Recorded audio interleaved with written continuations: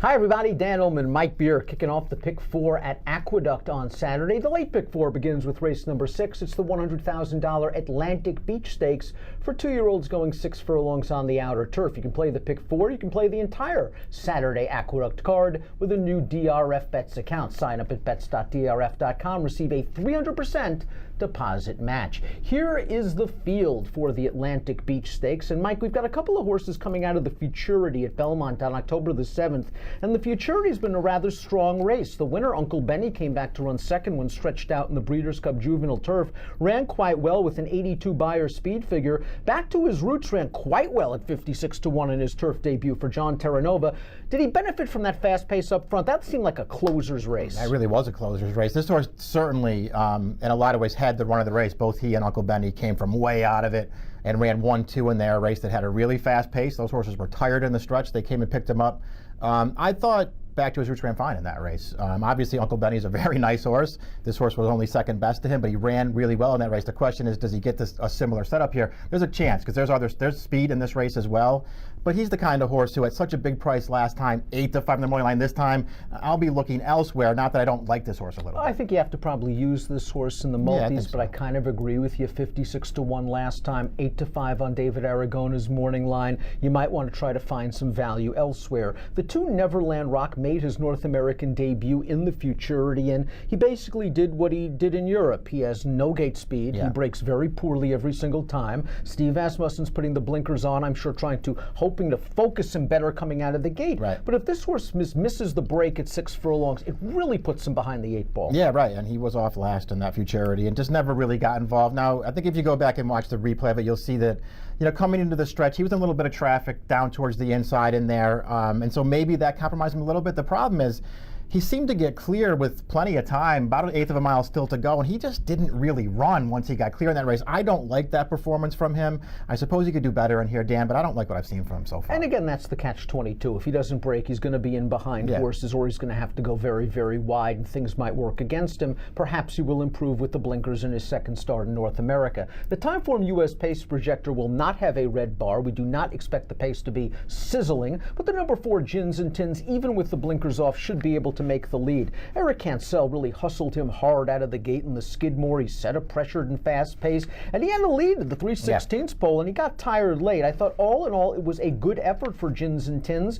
And on the lead in here, why not for Wesley Ward? It wouldn't be the first time we've seen Ward excel with 2-year-olds in turf sprints. Yeah, I'll be using this horse for sure, especially if he's around that morning line price. I mean, we'll see. I'm a little worried about 6 furlongs for him. I wonder how far he really wants to go. I personally, and I'll admit that I say this as somebody who bet him last time, I think he ran the best race in the Skidmore last time. He went a wicked fast pace in there. He was still there, as you say, very late in the game before he got tired. I thought he ran really well in there. I don't know if he wants 6 or not, Dan, but I think he makes the lead in this race. We see the number 3, Wallace, right up close to the 4 Gins and Tins early. Wallace was a gate-to-wire winner the last time he sprinted. That was at Woodbine over Yield and Go, and we expect to have still a little bit of cut in the ground, I would think, at Aqueduct on Saturday. A lot of wet weather this week. Listen, he was put in a tough spot last time out. They stretched him out in the Grade 1 summer. He showed big early speed. He was probably overmatched. The distance was a little far for him. This is a better spot, and I think he drifts off that 5-1 for low-profile connections. I think he probably does too. It's worth noting that summer, it seemed to feature a pretty fast pace going a mile there. That was just too much for him. The problem with him is in his turf debut, and he won it in a stakes race 2 starts back, he basically walked on the lead that day. I don't think he makes the front in here. Can he do it from off the pace? Maybe if he has to track Gins and Tins, maybe he can, Dan. I wasn't in love with this horse, but I can see if he's a good price if you want to take a shot with him. The summer's produced a couple of next out winners, most notably the 4th place finisher who came back to win the Cup and Saucer Stakes on turf with a 78 Beyer speed figure. Todd Pletcher's done very well with his 2-year-olds on turf this year, and he's going to put blinkers on the number 5, Good, a Calumet Farm homebred and a son of Quality Road. Last time out at Kentucky Downs, he ran into a good field. I mean, Henley's Joy came back, ran second in the Bourbon with an 84 Beyer. Dragic came back and arguably ran one of the better races in the Futurity, up and on that fast pace, went 3rd with a 76. It's just that this one hasn't done much running yet. Yeah, that's the problem that I have with him too, is 2 turf races, they just aren't that good. I mean, if you want to take the Kentucky Downs race last time and say, look, he doesn't want to go that far, give him a pass for it, okay, I guess. His Skidmore didn't do a lot for me, though. He just got completely outrun. As we already talked about, the pace was really fast with Gins and Tins, and he clunked up late and picked up some pieces. To me, I haven't seen him do any real running to make me want to take a shorter price on him in this race. Asmussen's putting the blinkers on Neverland Rock, I think, to get him out of the gate. Todd's putting the blinkers on good to try to get some speed into him. Yeah. Because he's shown just none. He just falls out of the gate and falls far behind. The 6 is Honorable Hero. Gate to wire winner going a mile against New York breds back on October the 4th.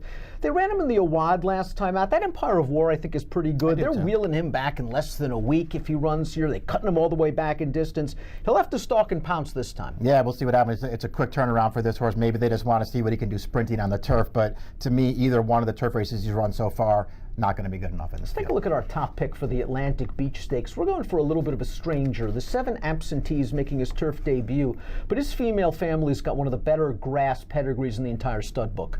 Yeah, I mean he's just loaded with pedigree on the bottom of his on the bottom side. I don't know about Fed Biz as a turf side. I guess we'll find out. It's a very limited sample so far. Worth pointing out, we talked about this a little bit earlier, there was a horse over the opening weekend at Aqueduct that made his first turf start by Fed Biz, who had run really well on dirt and came back and actually ran really well here last week on the turf. So maybe the Fed Bizes will handle it. I don't know, Dan. I just wanted somebody else in this race. I like this horse's dirt. I thought both of his dirt races were good performances, and there's tons of pedigree on the bottom for a very good trainer. A lot to like about this horse. Fed Biz, you're right. It's too early to determine what he's going to be as a turf stallion. 1 for 9 with first turf runners. The unraced dam, though, has foaled 2 turf winners from 3 runners. The dam's a half to Bose Rasham, British 1,000 guineas winner, Hector Protector, French 2,000 guineas winner, Shanghai, French 2,000 guineas winner. The second dam, Corvea, was a Group 3 stakes winner that sold for $7 million as a broodmare. This is a big pedigree, a really nice and comfortable outside post position. Irad is familiar with Absentee. He went over to Parks to ride him for his debut. I think he gets, I mean, 2 to 1 is no bargain for a horse trying turf for the first time, but I think he's going to work out a good trip, and I believe in this female family. Mike's going 7-4-1. I'm going 7-1-4 in the $100,000 Atlantic Beach Stakes, kicking off the late pick 4 at the Big A on Saturday. And again, if you want to play that pick 4 or the entire card, please consider DRF Bets. Sign up at bets.drf.com and be rewarded with a 300% deposit match. Approximate post time for the Atlantic Beach, 2:47 Eastern. Good luck.